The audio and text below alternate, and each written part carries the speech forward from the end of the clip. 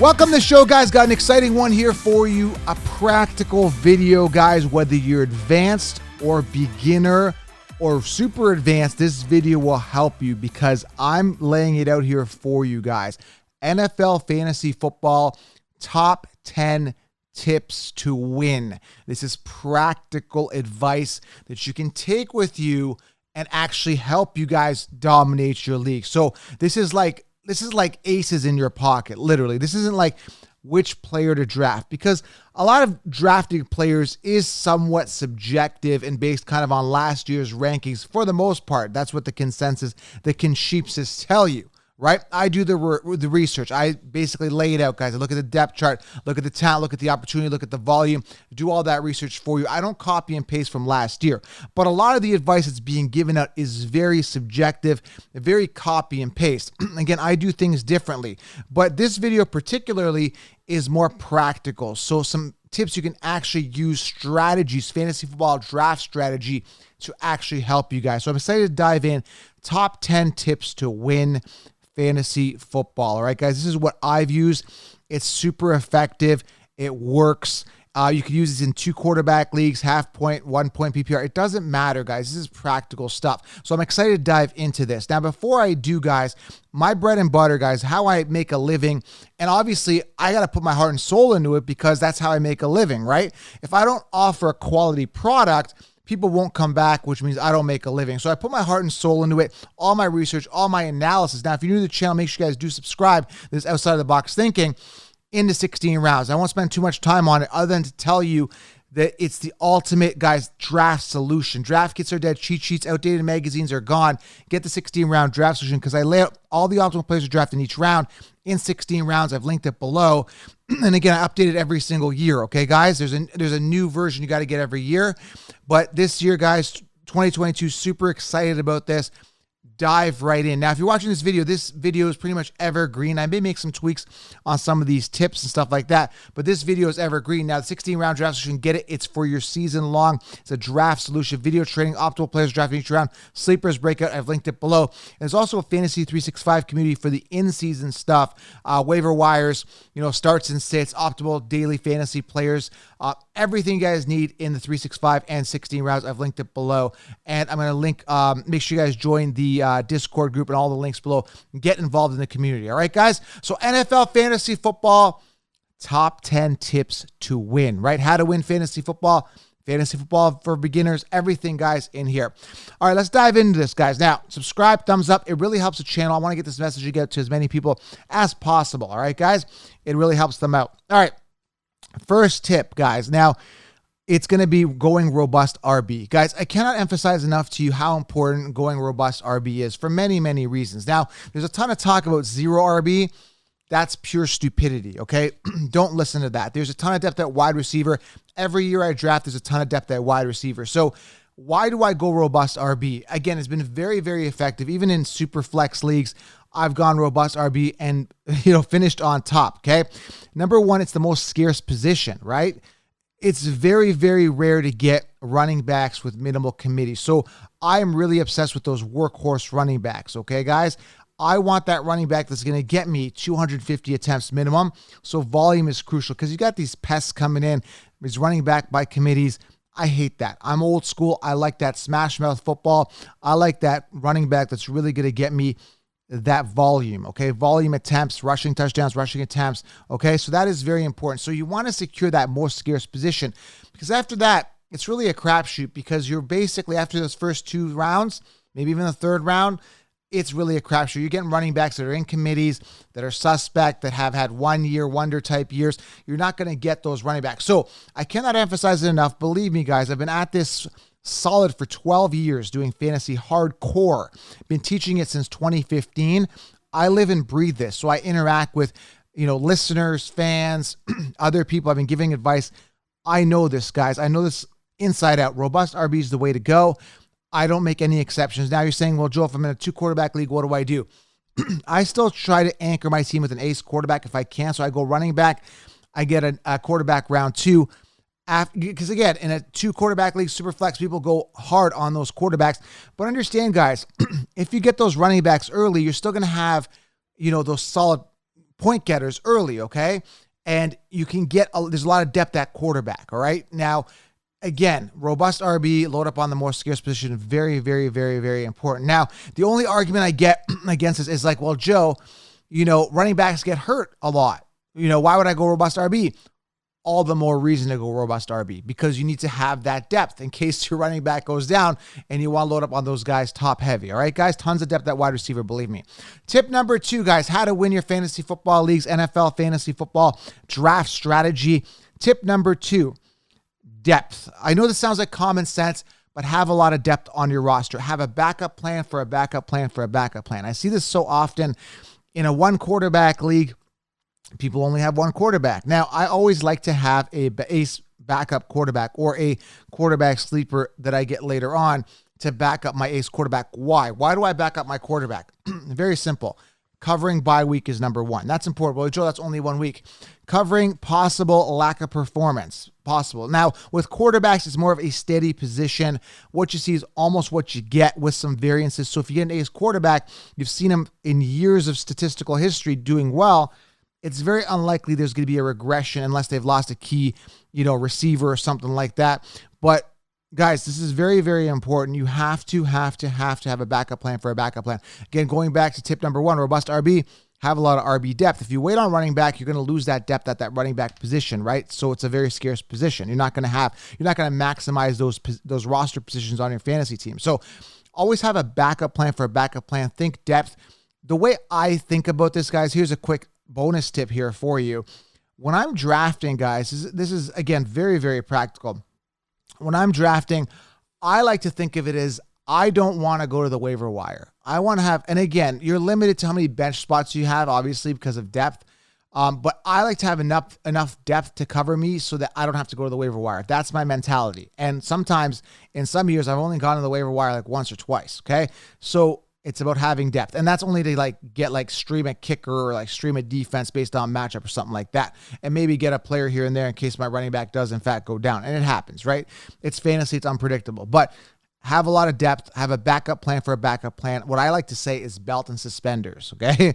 You want to put on a belt, but in case that belt falls off, you want to have some suspenders to hold you up. All right, guys. So and that's tip number 2 is depth. Tip number 3, this is a very crucial tip. Rankings are dead. Do stray away from the consensus rankings. I'm not going to spend too much time on this other than common sense, guys. It's copy and paste from last year. What the mainstream does is, again, they're literally afraid of being wrong. So they take last year's top finishers and tell you to draft them again in that order. And every year we see it that one guy that has a pinnacle year, he's drafted on top again, and then he declines. It's like clockwork, guys. I'm telling you guys, stay away from the rankings. They won't help you. How they will help you is that when you're drafting in these leagues, right? They're all based on ADP. People are drafting on ADP. You'll know where the sheep are ranking, and then you can anticipate and pick up players. So you kind of use the consensus against them, right? Because that, this guy had an astronomical year. He's going to decline this year. Who's the next guy to step up? Maybe I'm going to draft that guy because he's just as good. He had a bit of a down year or an average year. He's got more of a ceiling, so I'm going to draft him. So don't use the rankings, guys. They won't help you. Their consensus, their cookie cutter, their copy and paste. If you draft on ADP, you will lose. I will tell you guys, do not do what everyone else is doing. Stray away from them, okay? Stray away from the consensus, the consheepsis, as I call them, all right? Tip number 4, guys. All right, this is very important, is anticipate. What does that mean? So if you've done your research, you've done your homework, you've got the 16-round draft solution, and you really want this player based on, my Cuddy system, consistency, upside, durability, depth, and youth, they're high up on their depth chart. You like this player, and sure enough, you're up, 3 picks, before you're about to go in the 3rd round, and you get sniped. That player gets picked, right? But again, it's going back to tip number 2, have a backup plan for a backup plan. And that's kind of, goes with depth, but it also goes with draft strategy, right? So don't get sniped, anticipate, and also have a backup plan. Tip number 2, have a backup plan for a backup plan in that particular round. But being able to anticipate and doing a lot of mock drafts before going into draft, you can anticipate and you're like, aha, I knew that guy was going to come off. And, kind of know where your league is and that guy's a Patriots fan, so he's going to draft that player. That guy's a Titans fan, so that player's coming off. So know kind of your league that you're in and anticipate, guys. Do some homework before, do some mock drafts so that you are light years ahead of the competition, so you know when players are coming off, so you don't get sniped. And if you do get sniped, know to have a backup plan, guys. It's very, very practical. Nobody's teaching this stuff. They're just saying, hey, draft last year's top finishers, in the same order that you got them last year. Not how you're going to win your league, guys, right? Tip number 5, balance your roster. What do I mean by that, guys? Balance your roster. I don't get it. It doesn't make sense to me, guys. It's very simple, guys. You want to have, okay, let me explain this to you guys in simple terms, all right? You want to have those guys, and again, there's no guarantee in fantasy, right? But you want to get those point getters earlier on your roster, and then you want to swing for the fences with some risky picks later on. So what I mean is this. You don't want to play safe throughout the entire draft. You want to go for some rookies that are in position to succeed, those upside players, right? I got Pat Mahomes his rookie year, or not his rookie year. I think it was the year he broke out, not his rookie year. The year he broke out, I had him, okay? I see things before they happen, so I take some swings, right? Some heavy grand slam type swings mid to late rounds, all right, guys? I'm not afraid to take chances in my draft. So I have a roster, and I like to anchor my team with, let's say, an ace quarterback, that type of thing. I like to anchor my team with those workhorse running backs early. But then I also like to get those risky picks as well. Like I said, those rookies that are in a position that are high on the depth chart, that were drafted high by the NFL team. And I try to draft them, at the, maybe a round or two ahead of where they're coming off, because I've anticipated they might come off there, but I know they're a high ceiling player. So have a balanced roster of safe and secure players, right? There's no such thing as safety in fantasy, really, but as safe as possible. Those guys that have been proven throughout the years, and then, balance it off with some heavy hitters and some risks later on. All right. Balance your roster. Risk, safe risk. Okay. Number 6, a lot of questions about defense and kicker. I say wait on defense and kicker. Ideally, I like to have a top 10 defense. That's based on ADP. Because again, based on NFL draft, that year going into the fantasy season, there's a lot of variances. They might get a new corner in the league. They might get a new linebacker, right? Things change significantly for a defense over an NFL draft. There could be some huge playmakers drafted in that league. And that is so subjective because you really don't know the impact of that particular player, how that's going to translate in that league that year, right? So I like to wait on defense and kicker. Kicker, I literally wait to the last position. Defense, again, when I see defenses start coming off, that's a key indicator that people probably don't know who the sleepers are, and they're just reaching for a defense. But I like to try to grab a top 10 defense, ideally, maybe even, depending on how my roster looks and how deep we are into the draft. I still like to anchor my team with a solid top 10 defense, but I'm typically streaming defenses. But the key tip here for tip number 6 is wait on defense and kicker. Secure those positions, add depth to your roster, and you can wait. And worst comes to worst, you can stream defenses based on matchups. And again, in the Fantasy 365 community, which I've linked below, I go over the top defenses for each week, and I deliver that to you guys in the community. All right, guys. Tip number 7, anchor your team with an ace quarterback. And again, I'm not going to spend too much time on this, but I like to there's certain quarterbacks that I've got an eye on each year. And that could be because, maybe they're in their second year and I think they're going to, take off that year, or I've seen that proven track history. And I feel warm and fuzzy within my first 7 picks to anchor my team with an ace quarterback. It's just a strategy I've been using, very effective, because again, I get that security, right? Balancing my roster. I get that security, and I'm able to take more risks later because I know that I've anchored my team with an ace quarterback. And again, statistically, with quarterbacks, you're able to project that and see that, and you get, knock on wood, a little more, durability out of quarterbacks. They tend to, last longer, right? They're protected a bit more, and things go well. With a running back, they might get hurt, so you need a lot more depth. But anchor my team with an ace quarterback, and again, always have a backup plan for a backup plan. Make sure you back that quarterback up. All right, number 8, this is such a crucial tip, and so many people don't do this, especially casuals, and even experts don't do this tip, is aim high on the depth chart. I know this sounds like common sense, but it's actually not. I'll give you a quick example here. If there is a rookie running back that was drafted high by a particular team, let's just say they were drafted, second or third round, okay?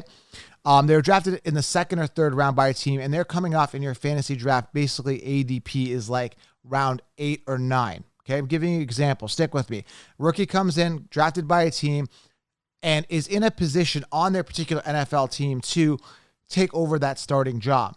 Okay.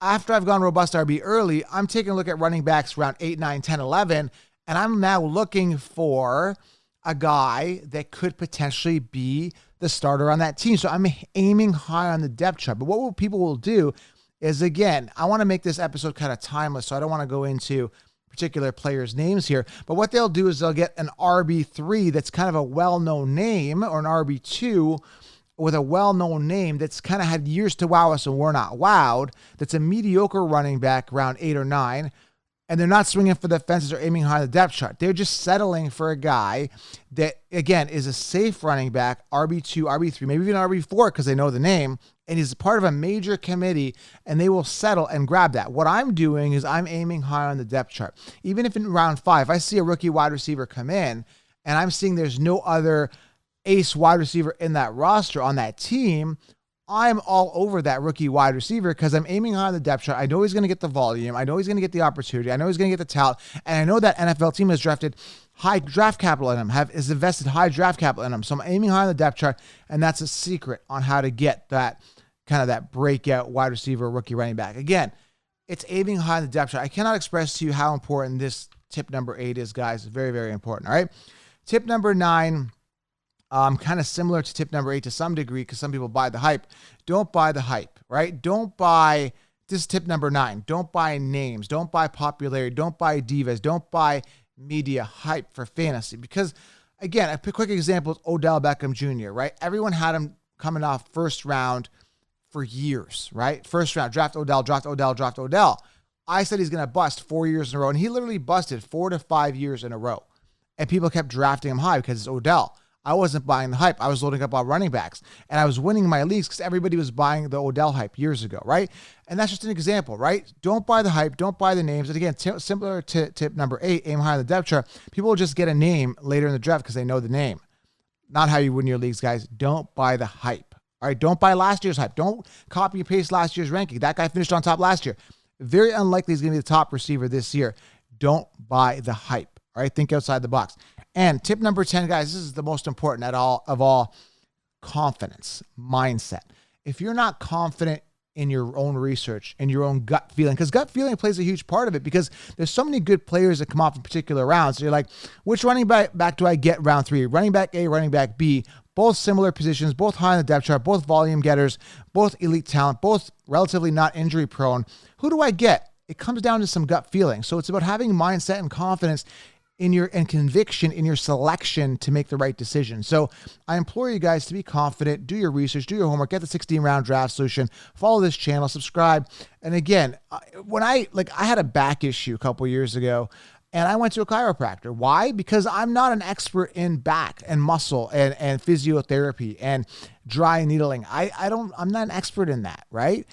I went to an expert, and man, he knew what he was doing. So I'm here to help you guys. I live and breathe this, but it's up to you guys ultimately to make their decision on your roster. I can make my recommendations and give you guys my advice.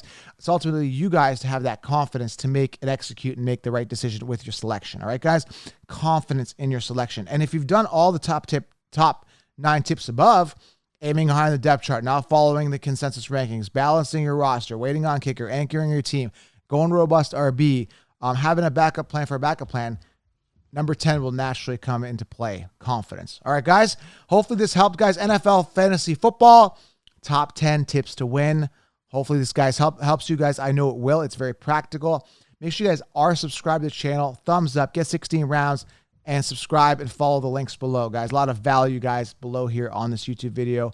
Make sure you guys are following. Subscribe, guys. Appreciate you guys. I'm out.